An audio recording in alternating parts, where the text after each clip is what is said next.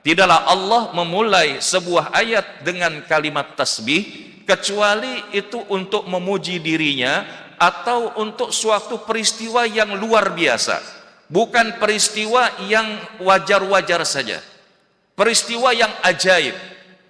Maka di sini kita bisa mendapati ketika Allah menyebutkan subhanalladzi, maha suci Allah yang telah apa? Asra, memperjalankan. Bismillahirrahmanirrahim. Assalamualaikum warahmatullahi wabarakatuh.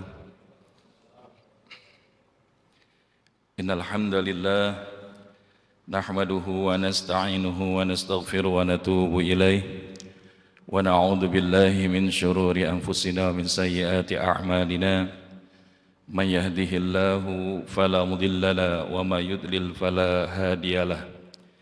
Ashhadu an la ilaha illallah wahdahu la syarika lah wa ashhadu anna Muhammadan abduhu wa rasuluhu la nabiyya wa la rasula ba'dah. Allahumma salli ala sayyidina Muhammad wa ala alihi wa sahbihi wa barik wa sallim ajma'in. Amma ba'd, subhanaka la ilma lana illa ma 'allamtana innaka antal alimul hakim. Allahumma aftah lana qulubana wa alhimna rushdana wahdina ila siratikal mustaqim. Fadilatul qaramun, Bapak Ibu jamaah salat zuhur Masjid Salahuddin yang insyaallah diberkahi dan dirahmati Allah Subhanahu wa taala. Izin menyapa kembali di siang hari yang penuh dengan kehangatan ini. Bagaimana kabarnya Bapak Ibu siang hari ini? Alhamdulillah. Mudah-mudahan lafaz hamdalah yang kita ucapkan menjadi pemantas kita memiliki kedudukan terbaik yang dekat dengan Allah Subhanahu wa taala di hari akhir nanti. Dalam sebuah hadis Nabi SAW disebutkan inna afdala ibadillahi yaumal qiyamah alhammadun. Sesungguhnya mereka yang memiliki kedudukan yang mulia di sisi Allah Subhanahu wa taala di hari kiamat nanti adalah kelompok al-hammadun. Siapa itu orang-orang yang dikategorikan berada dalam kelompok al-hammadun? Yakni mereka adalah hamba Allah yang banyak mengucapkan alhamdulillah. Karena dengan mengucapkan alhamdulillah kita merasakan begitu banyak nikmat yang Allah hadirkan untuk kita, yang harusnya membuat kita hari ini berada dalam keadaan bahagia. Tapi sayangnya hari ini lebih banyak di antara kita yang memilih untuk menderita di dalam hidupnya daripada memilih untuk bisa bahagia. Ada sebuah kaidah sederhana mengenai kehidupan ini yang pernah disampaikan oleh salah seorang sahabat kami, di mana beliau mengatakan, hidup ini adalah mudah, yang rumit itu adalah pikiran kita. Sepakat atau tidak nih Bapak? Hidup itu mudah, tapi yang rumit itu adalah pikiran kita. Karena kebanyakan kita ketika menghadapi atau menemukan yang namanya masalah, lebih banyak yang merespon dengan dipikirin atau dizikirin yang lebih dulu. Dipikirin atau dizikirin? Dipikirin. Setelah dipikirin, selesai atau tidak? Setelah itu dipikirin lagi apa enggak? Terus selesai apa enggak? Dan itu terus berputar seperti itu saja. Dan ini bisa masuk dalam jebakan yang kita sebut dengan overthinking. Dan hari ini orang-orang yang berada dalam dimensi overthinking ini ada dalam dua sisi. Yang pertama, dimensi masa lalu. Jadi kalau masa lalu itu biasanya dia menyesali apa yang sudah terjadi ataupun yang sudah terlewati. Sehingga bahasanya yang keluar dari lisannya adalah seandainya saja, coba saja. Padahal kada wa kada atau lau yang disebutkan oleh Nabi itu adalah jauhi, karena itu bisa menjadi pintu masuk daripada godaan syaitan di dalam hidup manusia. Dan yang kedua adalah dimensi masa depan. Ada rasa takut dan kekhawatiran di antara kita, sehingga yang muncul keluar dari lisannya adalah nanti bagaimana, what if. Sehingga walaupun itu belum terjadi, kita akhirnya menjadi orang-orang yang overwhelmed, sehingga muncul anxiety, kecemasan, stressful di dalam hidup kita. Padahal apa yang akan terjadi tidak sebagaimana persis apa yang kita bayangkan jika Allah tidak mengizinkan. Betul atau tidak, Bapak Ibu? Maka oleh karenanya, bagi kita ketika menemukan masalah ataupun menghadapi problem di dalam kehidupan kita, seyogianya respon yang kita dahulukan adalah dizikirin, mengingat dulu kepada Allah. Kenapa? Surat Ar-Ra'd ayat yang ke-28. Allah Subhanahu wa taala berfirman, Bismillahirrahmanirrahim. Alladzina amanu wa tatma'innu qulubuhum bidzikrillah. Ala bidzikrillahi tatma'innul qulub. Orang-orang yang beriman menjadi tenang dan tentram hatinya saat mereka mengingat Allah. Ingatlah, karena hanya dengan mengingat Allah sajalah hati kita menjadi tenang. Bahkan dengan kita mengingat Allah, hidup itu lapang. Tapi yang buat sempit hidup kita adalah dada kita. Betul atau tidak, Bapak Ibu? Dari mana kita tahu hidup itu lapang? Karena biasanya ketika tadi kita menghadapi masalah, yang kedua selain respon yang kita berikan, keadaan mana yang lebih dulu kita lakukan? Lapang dada dulu baru masalah selesai, atau masalah selesai baru lapang dada? Biasanya kita yang mana? Lapang dada dulu baru masalah selesai, atau masalah selesai dulu baru lapang dada? Yang pertama atau yang kedua? Kebanyakan kita masalahnya selesai dulu, hajatnya terpenuhi dulu, baru kita bisa lapang dada. Padahal life is never flat. Hidup itu nggak pernah datar-datar saja, Bapak Ibu.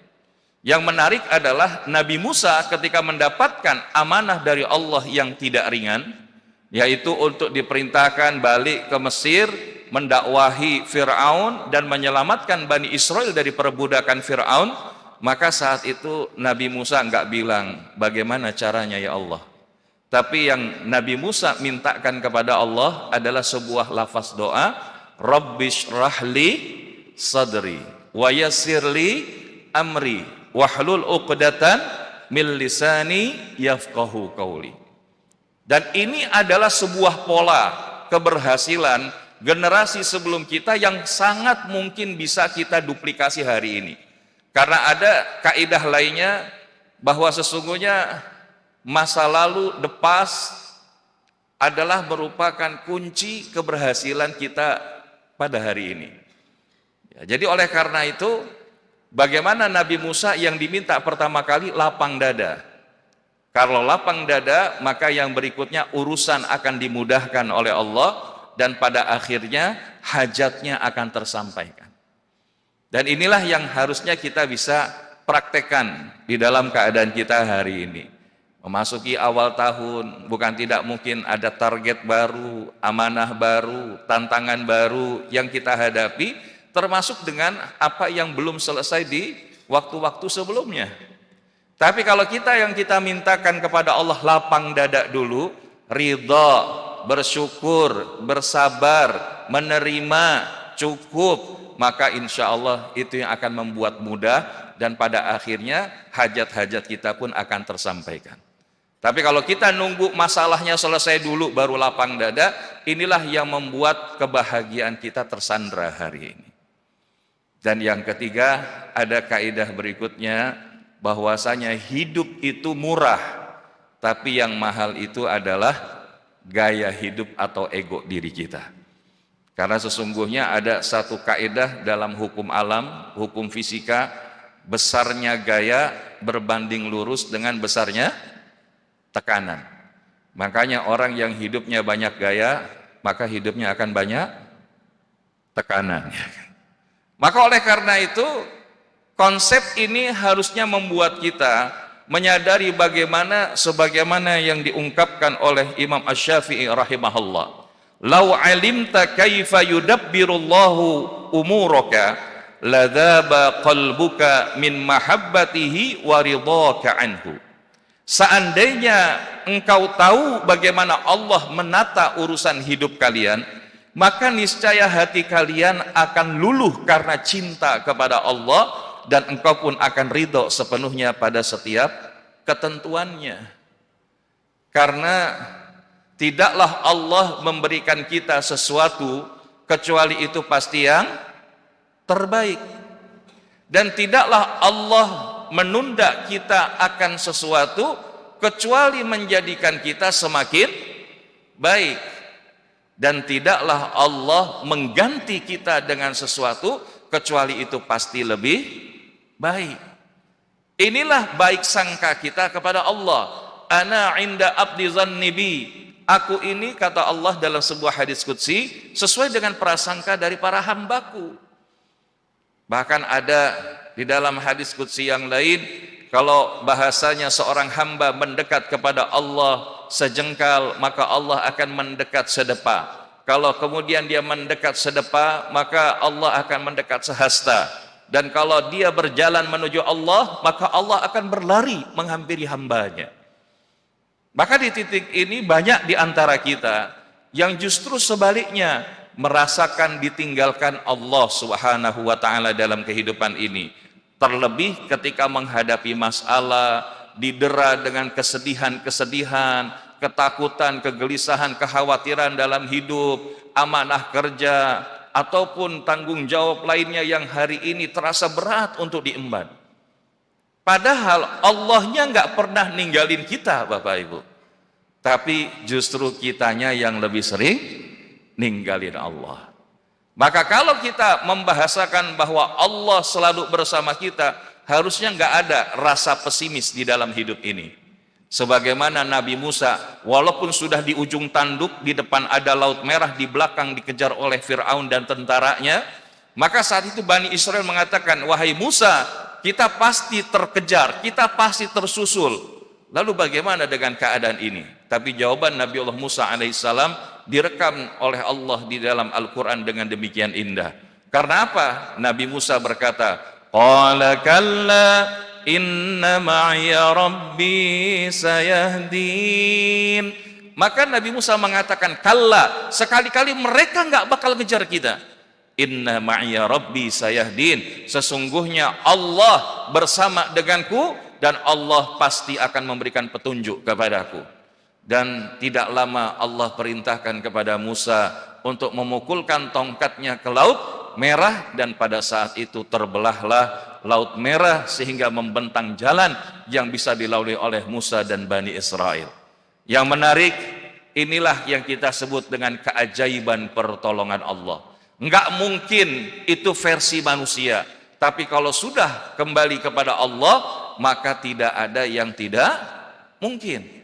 Maka begitu pun dalam hidup ini, kita menyadari bahwa pencapaian kita hari ini, prestasi kita hari ini, keberhasilan kita hari ini, bahkan nikmat yang Allah berikan kepada kita hari ini, tidaklah itu terjadi kecuali atas izin Allah. Jadi jangan sampai kita merasa bahwa pencapaian-pencapaian kita ini karena jerih payah kita semata tanpa campur tangan Allah. Tidak. Karena sesungguhnya apapun keberhasilan yang kita dapatkan, tidaklah kecuali itu terjadi atas izin Allah Subhanahu wa ta'ala. Begitupun apapun yang menjadi masalah, musibah di dalam hidup kita, itu pun tidak terjadi kecuali atas izin Allah Subhanahu wa ta'ala. Dan kalau sudah begitu, kita berprasangka baik kepada Allah, dan efeknya adalah kita ridha, menerima apapun episode yang Allah hadirkan untuk kita. Dan yang menariknya, ini bukan hanya saja kita yang mengalami ini, Bapak Ibu. Bahkan Nabi kita Muhammad sallallahu alaihi wasallam pun pernah merasakan episode kesedihan di dalam hidup, kegelisahan, ketakutan, kekhawatiran. Salah satunya adalah yang menurut para ulama sekitaran tahun ke-10 atau ke-11 kenabian Rasulullah Shallallahu Alaihi Wasallam di kota Makkah. Maka saat itu Rasulullah ditinggal wafat oleh istrinya, yakni Ummul Mukminin Bunda Khadijah radhiyallahu anha, ditinggal meninggal dunia daripada pamannya Abu Talib. Dan pada saat itu umat Islam mendapatkan tekanan yang luar biasa daripada kafir Quraisy yang saat itu menindas umat Islam dengan semena-mena. Dan tahun ini bahkan disebut dengan Amul Huzni, tahun kesedihan. Yang menarik adalah ketika dalam episode ini bagaimana Allah Subhanahu wa taala tidak ingin kekasihnya itu berada di dalam keadaan sedih berkepanjangan. Maka terjadilah peristiwa yang kita sebut hari ini dengan peristiwa Isra wal Mi'raj Nabi kita Muhammad sallallahu alaihi wasallam. Yakni terjadi pada malam 27 Rajab tahun ke-10 atau 11 kenabian. Ada juga yang mengatakan tahun kedua, tahun kelima, tahun ke-11 daripada kenabian Rasulullah sallallahu alaihi wasallam di kota Makkah. Intinya peristiwa Isra wal Mi'raj terjadi sebelum Rasulullah hijrah ke kota Madinah. Maka kalau kita melihat bahwa Isra wal Mi'raj, Isra asal katanya asra sara, yang artinya berjalan di malam hari, dan biasanya digunakan untuk melepas ataupun pada saat kondisi mengalami kehilangan atau duka cita. Tapi yang dilakukan oleh Rasulullah bukan sekedar jalan di malam hari, nggak ada arah ataupun tidak punya tujuan, tapi perjalanan malam hari yang diperjalankan oleh Allah Subhanahu wa ta'ala. Dari mana? Masjidil Haram ilal Masjidil Aqsa. Dan inilah yang termaktub di dalam Quran surah Al-Isra ayat yang pertama. Bismillahirrahmanirrahim. Subhanalladzi asra bi'abdihi laylan minal masjidil haram minal masjidil harami ilal masjidil aqsa alladzi barakna hawlahu linuriyahu min ayatina innahu huwas sami'ul basir. Maha suci Allah yang telah memperjalankan hambanya pada satu malam dari Masjidil Haram menuju Masjidil Aqsa, yang telah kami berkahi sekelilingnya agar kami perlihatkan kepadanya sebagian daripada tanda-tanda kebesaran kami. Sesungguhnya Dia Allah Maha mendengar lagi Maha mengetahui. Yang menarik di sini, Bapak Ibu jamaah yang dirahmati Allah Subhanahu wa taala, tidaklah Allah memulai sebuah ayat dengan kalimat tasbih kecuali itu untuk memuji dirinya atau untuk suatu peristiwa yang luar biasa, bukan peristiwa yang wajar-wajar saja, peristiwa yang ajaib. Maka di sini kita bisa mendapati ketika Allah menyebutkan Subhanalladzi, maha suci Allah yang telah apa? Asra, memperjalankan. Memperjalankan siapa Bapak Ibu? Nabi kita Muhammad sallallahu alaihi wasallam. Jadi yang aktif di sini Rasulullahnya atau Allahnya Bapak Ibu? Allahnya. Rasulullahnya itu pasif. Ketika Rasulullah berada di dekat Masjidil Haram, maka kemudian dadanya dibelah kembali oleh beberapa malaikat, sampai setelah bersih dipersiapkan untuk mengendarai buraq untuk kemudian berangkat menuju Masjidil Aqsa. Dan itu perjalanannya kurang lebih 1.500 km. Kalau pada saat itu menggunakan unta, maka bisa menghabiskan kurang lebih 3 bulan perjalanan untuk pergi pulang. Tapi yang menarik, ini terjadi hanya dalam satu malam.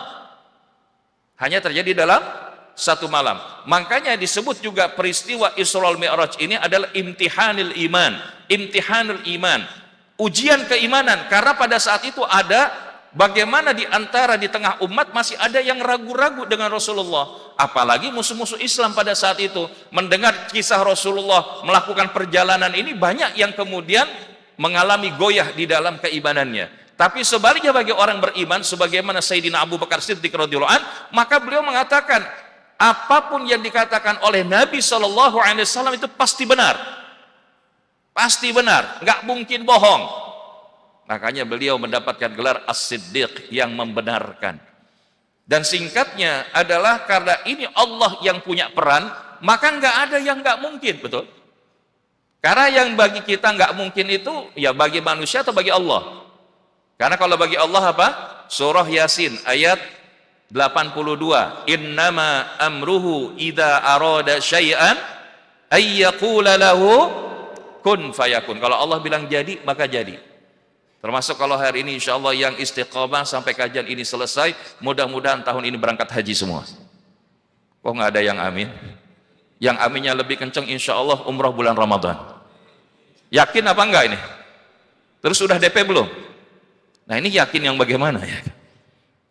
Masalahnya bukan tentang bagaimana kita punya uang atau tidak, tapi yang Allah lihat adalah proses dan kesungguhan yang kita hadirkan. Karena Allah tidak sekedar memanggil yang mampu, tapi Allah akan memampukan siapa yang Allah panggil. Maka kembali di dalam ayat ini yang menarik Bapak Ibu yang dirahmati Allah, Allah yang lebih punya peran, Allah yang memperjalankan. Maka Allah hadirkan itu buraq, yang kalau sekali berjalan melesat sekecepatan cahaya, dan itu menembus daripada perjalanan menggunakan moda transportasi apapun pada saat itu. Dalam beberapa riwayat tarikh, bahkan perjalanannya mampir ke Bethlehem, mampir ke beberapa Tursina dan lain sebagainya, baru sampai kemudian di Masjidil Aqsa. Tapi itu terjadi dalam waktu sekejapan mata. Dan ini luar biasa Bapak Ibu yang dirahmati Allah, karena ini adalah hak prerogatif Allah. Bagi Allah nggak ada yang nggak mungkin, betul atau tidak? Ini yang pertama. Berarti apa? Ini adalah sebuah peristiwa yang luar biasa, yang menjadi imtihanil iman di dalam hidup kita sebagai seorang muslim. Maka kalau kita hari ini hadir di peringatan Isra wal Mi'raj, ataupun kemudian dibahas spiritualitas Isra wal Mi'raj, ini hakikatnya adalah meneguhkan kembali iman kita. Wa dzakir fa inna dzikra tanfa'ul mu'minin. Dan tetaplah berikan peringatan, maka sesungguhnya peringatan itu hanya akan bermanfaat bagi orang beriman. Yang kedua, Bapak Ibu yang dirahmati Allah, maka di sini adalah Allah memperjalankan siapa? Nabi kita Muhammad sallallahu alaihi wasallam. Pertanyaannya, di sini Allah menggunakan pilihan kata apa? Binabiyihi, birasulihi, atau bi'abdihi? Binabiyihi, birasulihi, atau bi'abdihi? Bi'abdihi. Yang artinya apa? Hambanya. Padahal yang jelas diperjalankan Allah itu Nabi kita Muhammad sallallahu alaihi wasallam. Apa hikmahnya? Di antaranya para ulama menyebutkan bahwasanya di antara kedudukan yang tertinggi di sisi Allah Subhanahu wa taala adalah saat menjadi seorang hamba. Karena kalau sudah jadi hamba, Allah perjalankan hidupnya imma di dunia ataupun bahkan menuju surganya Allah Subhanahu wa taala. Dari mana Ustadz bahwa kita jadi hamba diperjalankan sampai surganya Allah? Sekarang saya pengen tanya Bapak Ibu, kita pernah nonton Indonesia Idol atau mungkin X Factor atau yang sejenisnya acara pencarian bakat? Itu biasanya kalau dapat validasi dari judges, dari juri, bilangnya gimana? Ya kalau Mas Anang itu saya sih yes, kamu oke, kamu dapat golden ticket. Nah, tapi kalau kata Mas Dhani saya no, kan gitu ya. Nah pertanyaannya, yang kita cari dalam hidup ini validasi dari manusia lain atau validasi dari Rob yang menciptakan manusia, Bapak Ibu? Nah pertanyaan, kalau yang kita cari validasi dari Rob yang menciptakan manusia, kapan waktunya Allah itu mengatakan saya sih yes, kamu itu hambaku? Ada nggak Bapak Ibu? Ada nggak? Secara letterlek mungkin enggak, tapi secara makna di akhir surat Al-Fajr itu ada 4 ayat yang sering kita dengar kalau kita datang takziah atau kita mendapati sebuah kedukaan terjadi pada saudara kita, maka cenderung ayat ini dibacakan. Apa ayatnya?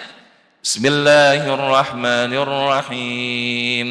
Ya ayyatuhan nafsul mutmainnah irji'i ila rabbiki radiyatan mardiyah fadkhuli fi ibadi wadkhuli jannati. Wahai yang berjiwa tenang, keluarlah kalian dalam keadaan ridho dan aku ridhai, dan masuklah fadkhuli fi ibadi, masuklah kalian ke dalam golongan hambaku. Maksudnya apa itu tadi? Yes, kamu itu hambaku. Saya sih yes, kamu hambaku. Terus kalau sudah jadi hambanya Allah apa? Wadkhuli jannati, dan kita diperintahkan untuk masuk ke dalam surganya Allah. Maka yang menarik ketika bi abdihi ini adalah diperjalankan di dalam hidupnya di dunia. Bi abdihi, seorang hamba itu akan diperjalankan hingga bahkan mendapatkan surganya Allah. Bahkan bi abdihi, seketika seseorang menjadi hamba, maka dia akan mendapatkan pertolongan dari Allah Subhanahu wa ta'ala. Di mana ayatnya? Surah Al-Fatihah. Iyyaka na'budu wa iyyaka nasta'in. Hanya kepada Engkaulah ya Allah kami menghamba, dan hanya kepadamulah ya Allah kami minta pertolongan. Kuncinya kita dapat pertolongan dari Allah asal benar jadi hamba. Nah, cuma pertanyaannya, bagaimana kita menjadi seorang hamba yang sebenarnya? Di dalam waktu yang singkat ini setidaknya ada satu rumus yang ingin kita gunakan, yaitu apa? Letakkan P3K kita hanya kepada Allah. Apa itu P3K? Yang jelas bukan pertolongan pertama pada kelaparan, bukan. Tapi P3K ini akronim dari langkah kita menjadi seorang hamba. P yang pertama adalah perhatian. Apa Bapak Ibu? Perhatian. Yang kita cari dalam hidup ini caper sama manusia atau caper sama Allah, Bapak Ibu? Caper sama makhluk atau caper sama Allah? Kenapa pengen caper sama Allah? Kalau kita cari perhatian kepada makhluk, mohon maaf, ujungnya lebih banyak bahagia atau kecewa, Bapak Ibu? Nah, ini kelihatan yang jauh pengalaman ya kan? Karena bukan hanya Bapak Ibu yang pernah mengalami kekecewaan, tapi Sayyidina Ali bin Abi Thalib pernah mengatakan, saya pernah merasakan kepahitan dalam hidup, tapi tidak ada kepahitan yang paling pahit di dalam hidup ini selain daripada berharap kepada makhluk, berharap kepada manusia lain. Tapi kalau kita berharapnya hanya kepada Allah, maka kita tidak akan pernah kecewa. Belajar dari Bunda Hajar. Bunda Hajar saat ditinggal Ibrahim alaihissalam di atas tanah padang pasir yang tandus dengan perbekalan yang terbatas, sampai kemudian bayi Ismail menangis karena sudah membutuhkan air, dahaga, haus dan kelaparan, maka Bunda Hajar kemudian berikhtiar, berusaha menjemput pertolongan Allah Subhanahu wa taala dengan apa? Maka beliau naik ke Bukit Sofa. Tapi begitu sampai di Bukit Sofa ada airnya? Tidak. Maka kemudian setelah itu beliau berangkat lagi ke Bukit Marwah. Sampai Bukit Marwah ada airnya? Tidak ada juga. Kalau logika kita, lihat di Bukit Sofa sudah tidak ada air, di Bukit Marwah sudah tidak ada air, perlu nggak balik lagi? Logika kita bilang nggak perlu. Tapi kalau logika keimanan bilang, yang dicari ini bukan sekedar air, tapi adalah sang pemilik air. Maka Bunda Hajar balik lagi ke Sofa, balik lagi ke Marwah, balik lagi ke Sofa, sampai akhirnya 7 kali balik, terakhir di Bukit Marwah. Dan di titik itulah keajaiban pertolongan Allah hadir. Karena ternyata air itu kemudian keluar dari kaki atau dekat kaki Nabi Ismail alaihissalam. Dan air itulah yang kita kenal hari ini dengan istilah air Zam-Zam. Maka apa hikmahnya? Bahwa orang yang dia berharap hanya kepada Allah, tugas dia bersa'i saja Bapak Ibu. Insya Allah ketika bersa'i, maka Zam-Zam. Tugas kita sa'i, bekerja dengan baik, menjaga amanah dengan baik, kemudian berbuat baik di tengah masyarakat, dan seterusnya. Walaupun mungkin di sekeliling kita tidak memberikan respon sebagaimana yang kita harapkan, tapi kita hanya berharap ke Allah saja. Kalau kita sudah berharap kepada Allah, maka kita tidak akan pernah dikecewakan oleh Allah Subhanahu wa ta'ala. Maka inilah yang kita katakan seorang hamba dia tidak lelah untuk berharap kepada Allah. Dia tidak lelah untuk kemudian terus berupaya menggapai rahmat Allah. Karena Allah memerintahkan, la taqnatu min rahmatillah. Janganlah kalian putus asa daripada rahmat Allah Subhanahu wa ta'ala. Dan kunci agar dapat rahmat Allah, Allah sebutkan di dalam ayat yang lain, inna rahmatallahi qaribum minal muhsinin. Sesungguhnya rahmat Allah itu dekat dengan orang-orang yang senantiasa berbuat kebaikan. Maka hari ini termasuk kita berada di bulan Rajab. Bulan Rajab ini adalah min ashhuril hurum, di antara bulan-bulan haram. Karena 3 yang bersambung, 1 yang terpisah. Yang bersambung Zulqa'dah, Dzulhijjah, Muharram. Sementara yang terpisah itu adalah bulan Rajab. Yang menarik, kebaikan apapun yang kita lakukan di bulan Rajab, sedekah, baca Quran, bantu orang, kemudian menafkahi keluarga dan seterusnya, selama niat kita karena Allah, maka akan dapat pahala lebih banyak ketika kita melakukan kebaikan itu di luar bulan haram. Jadi kita akan dapat pahala lebih banyak selain daripada bulan suci Ramadan. Begitupun kalau kita buat dosa, maka kita melakukan kesalahan, dosanya lebih besar dihitung pada saat berada di bulan haram selain daripada Ramadan, dibandingkan daripada bulan-bulan yang lain. Maka oleh karena itu kalau kita capernya sama Allah Bapak Ibu, maka kita hanya fokus ke Allah saja.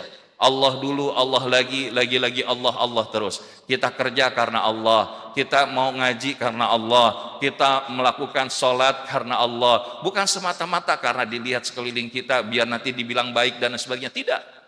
Karena caper kita sebagai seorang hamba hanyalah kepada Allah Subhanahu wa ta'ala. Inna salati wa nusuki wa mahyaya wa mamati lillahi rabbil alamin. Yang kedua adalah P berikutnya, perhatian, pengakuan. Yang kedua apa? Pengakuan. Maka pengakuan yang kita harapkan dari Allah Subhanahu wa taala tadi mendapatkan validasi dari Allah, fadkhuli fi ibadi wadkhuli jannati. Kita nggak usah terlalu sibuk pengen diakui oleh manusia yang lain. Dipuji terbang, dicaci tumbang. Itulah yang membuat kita semangat berbuat kebaikan melemah. Tapi kalau kita sibuk mencari pengakuan Allah, maka dia akan melakukan yang terbaik dan menyerahkan semua hasilnya kepada Allah. Dia enggak sibuk bergantung semata kepada amal. Kenapa? Karena Syekh Ibnu Athaillah mengatakan, ciri orang yang dia bersandar kepada amal, maka dia akan berkurang harapnya kepada Allah, manakala hasil dari apa yang dia ikhtiari ternyata tidak sesuai dengan apa yang dia harapkan. Seorang orang tua membesarkan anak, begitu anaknya sudah tumbuh dewasa, tidak peduli sama orang tuanya, sedih, kecewa, marah. Ketika ditanya, satu waktu seorang ibu pernah mengadukan kepada kami dari sebuah kelas, kemudian dia bilang, begitu adanya, saya sudah besarkan dia Ustadz, sekarang kalau saya mau ke rumahnya saja, saya bahkan gak bisa masuk rumahnya digembok, padahal saya pengen dia cucu saya. Saya bilang, apa yang ibu rasakan? Ya sedih Ustadz, marah, kesel. Nah saya pengen tanya, ibu waktu dulu membesarkan anak, mendidik anak, niatnya apa? Ya biar nanti anak saya ngurusin saya kalau saya sudah usia lanjut. Maka saya bilang, disitulah titik kekeliruannya. Karena apa? We do not raise our children to provide us, but we raise our children to provide Allah Subhanahu wa ta'ala. Kita besarin anak itu bukan untuk biar nanti anak kita melayani kita, tapi kita besarkan anak agar anak itu mengenal Allah, beribadah kepada Allah, melayani Allah, maka niscaya dia tidak akan melupakan orang tuanya. Karena ridallah fi ridal walidain wa suhtallah fi suhtil walidain.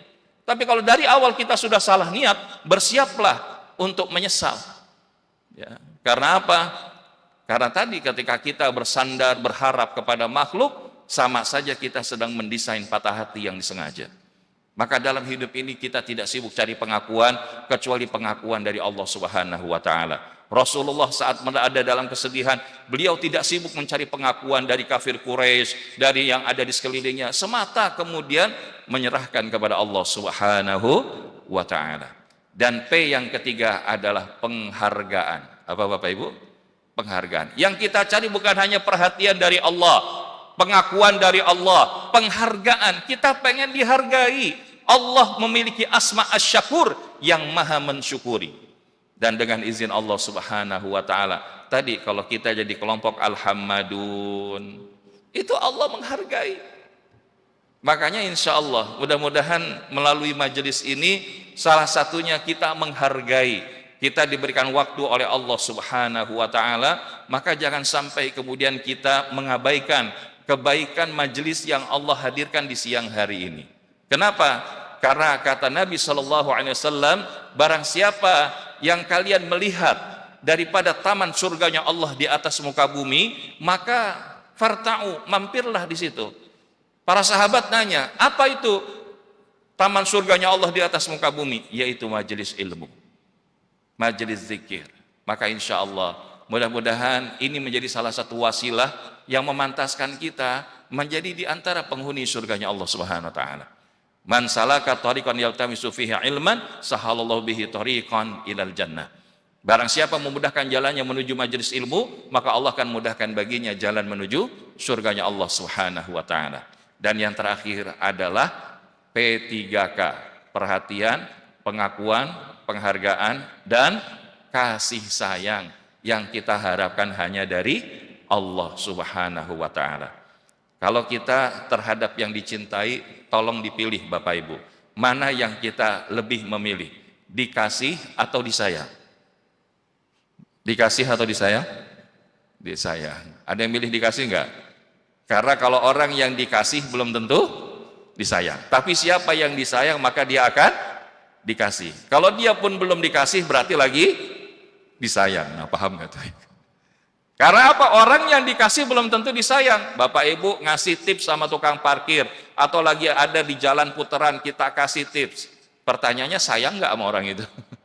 Makanya kalau ada yang dia nggak sholat, nggak ibadah, terus kemudian dia dikasih kebaikan-kebaikan dunia dan atributnya, hartanya banyak, pangkatnya cepat, tinggi, dan lain sebagainya. Nggak usah kita itu merasa menyesal. Karena apa? Karena ketika dalam keadaan itu boleh jadi ini adalah diantara hinaan yang sedang Allah berikan. Itu yang kita sebut dengan istilah istidraj.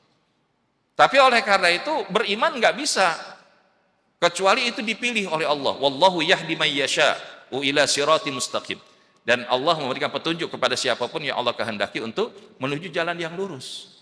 Maka dengan izin Allah, ketika kita bahasanya belum dikasih, itu karena lagi disayang. Kayak anak kecil minta sama ibunya, bunda nanti kalau mampir ke minimarket, tolong beli permen sama ice cream sambil narik narik pileknya dari hidungnya. Sementara dia batuk pilek. Padahal seorang bunda ketika sampai minimarket sanggup beli nggak? Sanggup. Tapi dibeli nggak? Enggak. Kenapa? Karena sayang kepada anaknya. Dan wallahi Allah itu lebih sayang kepada hambanya melebihi sayangnya seorang ibu kepada anak. Jadi kalau kita bilang, Ustaz saya sudah doa tapi kok belum diijabah sama Allah, saya sudah berupaya tapi kok belum dikasih sama Allah, maka bukan berarti Allahnya nggak sayang kepada kita. Justru Allahnya sayang kepada kita dan masih belum memberikan apa yang kita minta sampai pada waktu yang terbaik yang Allah inginkan dalam keadaan yang Allah berikan. Jadi waktu terbaik itu bukan versi kita, karena kita hidup ini bukan mau-maunya kita, tapi kita hidup ini mengikuti mau-maunya Allah Subhanahu wa ta'ala. Maka Rasulullah disayang oleh Allah, diperlihatkan setelah kemudian sampai di Masjidil Aqsa, dimi'rajkan melewati 7 petala langit. Langit pertama ketemu Nabi Adam, langit kedua ketemu Nabi Isa wa Yahya alaihi wassalam. Kemudian langit ketiga bertemu dengan Nabi Yusuf alaihissalam. Langit keempat bertemu dengan Nabi Idris alaihissalam. Langit kelima bertemu dengan Nabi Harun alaihissalam. Langit keenam bertemu dengan Nabi Musa alaihissalam. Langit ketujuh bertemu dengan Nabiullah Ibrahim alaihissalam. Sampai kemudian di atas itu barulah sampai ke Sidratil Muntaha. Singkatnya Allah perlihatkan surga dan neraka kepada Rasulullah SAW, dikuatkan dan diberikan oleh sepeninggal Isra wal Mi'raj adalah pelaksanaan salat. Maka Nabi SAW menyebutkan as-salatu mi'rajul mu'min. Salat itu adalah mi'rajnya orang yang beriman. Maka oleh karena itu insya Allah bab tentang salat ini akan dibahas oleh guru-guru kita yang lain. Tapi sholat itu tidak menjadi mi'rajnya orang beriman kalau kita nggak memiliki yang kita sebut spiritual awareness. Yaitu tadi, bagaimana kita bisa menjadi hamba yang menaruh semata perhatian, menyandarkan harapan, dan mengejar mati-matian daripada ridha Allah Subhanahu wa Ta'ala. Karena apa? Hidup ini akan menjadi hidup yang dipenuhi dengan kebahagiaan manakala fokus kita hanya kepada Allah Subhanahu wa Ta'ala. Mudah-mudahan yang disampaikan ini ada manfaatnya. Sedianya masih ada 2 tahapan lagi, tapi insya Allah ini yang paling mendasar daripada hikmah Isra Mi'raj, yaitu agar merefresh kembali bagaimana kita menjadi seorang hamba. Karena dengan menjadi hamba, Rasulullah diperjalankan, difasilitasi, dibahagiakan, dan pada akhirnya berjalan dengan penuh keteguhan, dengan penuh kekuatan dan optimisme dalam menatap masa depan. Maka begitupun hari ini kita masuk di momentum tahun baru 2026, kita jadikan semangat kita menjadi seorang hamba sebenarnya, menjadikan sholat wasilah kita menggapai tempat tertinggi di sisi Allah, sehingga sholat itu bukan hanya ketika berada di masjid, tapi kita bawa nilai-nilai sholat kita di dalam aktivitas bekerja, di tengah keluarga, bahkan di tengah lingkungan masyarakat, termasuk di dalam bangsa dan negeri yang kita cintai ini. Semoga Allah Subhanahu wa Ta'ala menjadikan kita min ahlis sholah, menjadikan keluarga kita min ahlis sholah, dan menjadikan jamaah keluarga besar Masjid Salahuddin ini menjadi min ahlis sholah yang insya Allah falah di dalam kehidupan dunia wal akhirah. Amin ya rabbal alamin. Allahumma barik lana fi Rajab wa Sya'ban wa ballighna Ramadan. Rabbi ja'alni muqimas salah wa min dzurriyyati rabbana wa taqabbal du'a. Walhamdulillahi rabbil alamin. Subhanakallahumma wa bihamdika asyhadu an la ilaha illa anta astaghfiruka wa atubu ilaik. Hadanallahu wa iyyakum ajmain wal afwa minkum. Wassalamu alaikum warahmatullahi wabarakatuh.